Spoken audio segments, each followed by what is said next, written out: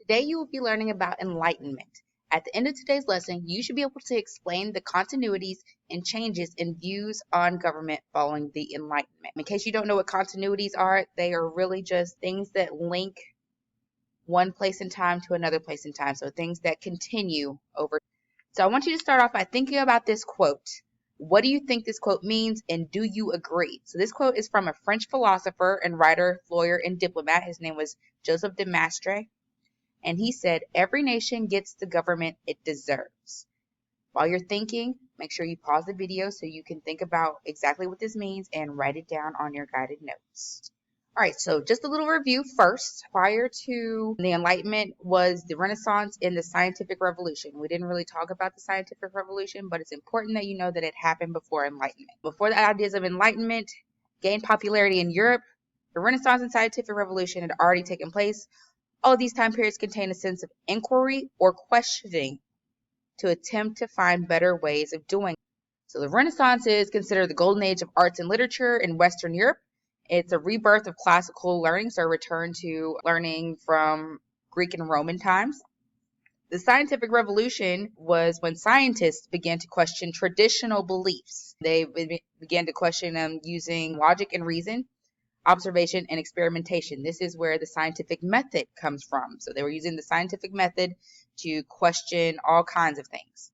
So an age of new ideas starts. It changes the way Europeans viewed society, politics, government, and the economy. So enlightenment means to shine a light on something. It happens in the 18th century. In this time period, great thinkers emerge, and they shed new light on old ideas using the power of reason and help bring about great change. Scholars suggest numerous reforms in religion, law, and economics during this Enlightenment time, and we're going to look at some of those. So the basic principles of the Enlightenment are reason, which is truth through logical reasoning. Nature is good. Natural laws of politics and economics are used during this time. Happiness, live by nature's laws and you will find happiness. Progress, it was believed that society and humankind could be perfected.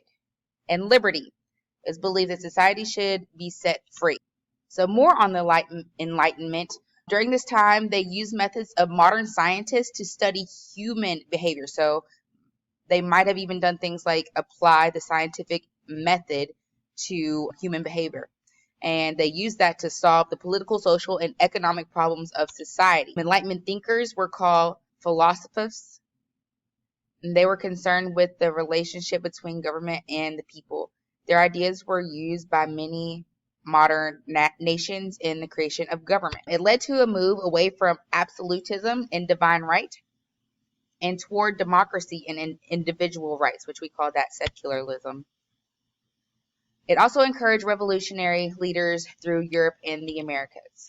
So there was a clash, as you can imagine, between new ideas and old politics or absolutism, because monarchs don't want to give up their power. Who would want to give up their power? So this clash often had two aims. The new ideas and new people want independence from royal powers. Of course, those royal powers don't want to give independence. They also want constitutional representation.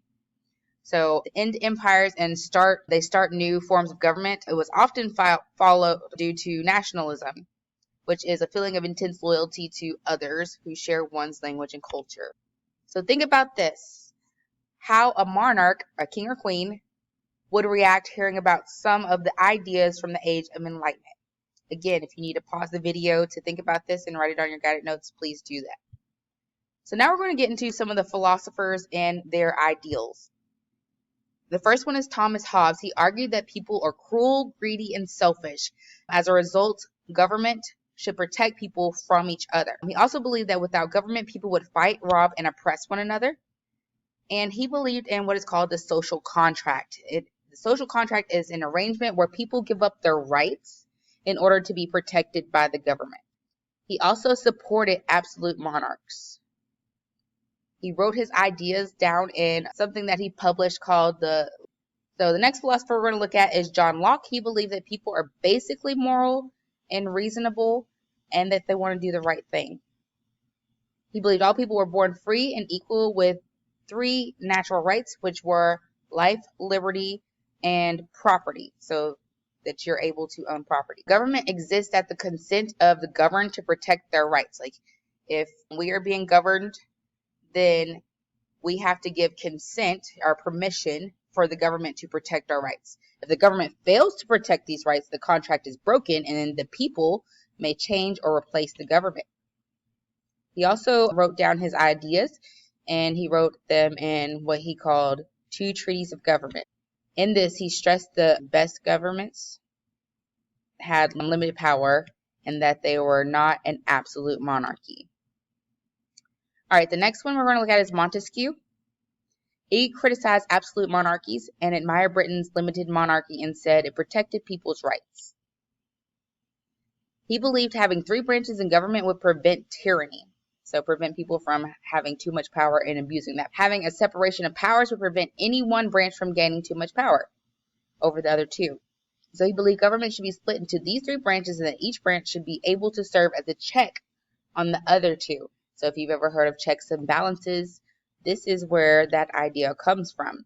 So the executive branch should enforce laws, the legislative branch should make the laws, and the judicial branch should apply the laws. He also believed in freedom of press and used it to expose the abuses of corrupt political and church leaders. He fought for civil liberties, rights and freedoms for the citizens, and those included things like freedom of speech, freedom of religion, separation of church and state. Voltaire believed that humanity's worst enemies were intolerance, prejudice, and superstition, and his writings angered the government and church officials. So he was actually imprisoned and forced into exile. Like, he could not go back. To stop his ideas from spreading, his books and writings were outlawed and burned. So people at this time really did not agree with him, did not agree with what he was saying. All right, so this is Rousseau. He believed that people were naturally good, but were corrupted by society. Unequal distribution of property was especially a great evil of society. He stressed the importance of the general will, the will of the people as a whole. He believed that the good of community should be placed above individual interest, or what we would call the common good, the good for all. He hated all forms of political and economic oppression, and he wrote The Social Contract, where he lays out his ideas of government and society. Society places too many limits on people's behavior, so he believed that some controls are necessary, but that they should be. He also thought that only governments that had been freely elected should impose law. And he also believed in sovereignty, which was the power to make laws should be placed in the hands of the people, and therefore the only good government is a direct democracy. Okay, Adam Smith is our next philosopher. He was a Scottish economist who greatly admired physiocrats.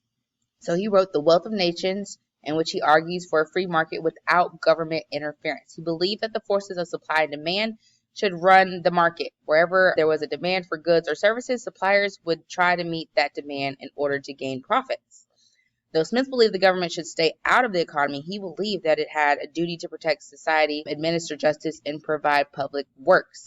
So we haven't spoken about any philosophers that were women, though there were women who voiced their opinions at this time. Natural rights were only reserved for men at this time. Through enlightened thinkers said that women had natural rights, they were limited to the areas of the home and family. Some women were exposed to enlightened philosophy through saloons. Prominent and wealthy women would host informal parties where enlightened thinkers could gather and discuss literature, the arts, science, philosophy, and politics. So women were exposed to these ideas as well. Saloons allowed Enlightenment ideas to spread because they were hosted by women. Guests were forced to speak in vernacular. So some women in philosophy were Mary Estelle, who wrote a serious proposal to the ladies in 1694. She questioned the lack of educational opportunities for women. She also criticized the unequal relationship between men and women in marriage. Mary Wollstonecraft was another woman in philosophy. She wrote A Vindication of the Rights of Women in 1792. And she believed that women needed education to participate equally in public life. So think about this. Which philosopher do you most agree with and why?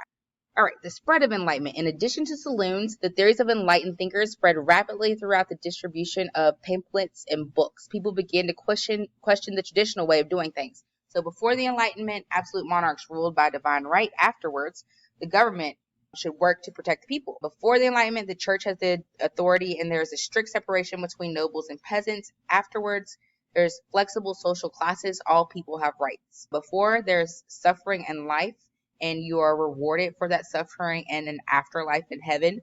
And afterwards, people believe that you should have happiness on. All right, so not everyone embraced the philosopher's ideas. They censored them. So most government and church authorities felt they had a sacred duty to defend the old order that had been established by God. So ways that they fought this with censorship, they burned books and they imprisoned or exiled enlightened thinkers. Enlightened thinkers still found a way around this and found a way for their messages to be heard. An example would be that they disguised their ideas in works of fiction. Despite the attempts on the old order, enlightened thought continued to spread. We can see this in the patterns of revolution. There is a American historian of France named Crane Britton who came up with the way revolutions happen. He studied them and he outlined the patterns that he was seeing when he looked at different revolutions. And he wrote them down in a book that he wrote called The Anatomy of Revolution. So first in a revolution, citizens become dissatisfied. Then the moderates, so the people who are kind of in the middle, they gain more power. The radicals take over in a terror phase. And then the last pattern he saw was that the process culminates in a period of relative calm and acceptance. So think about this. What idea of enlightenment do you believe can bring about the most change?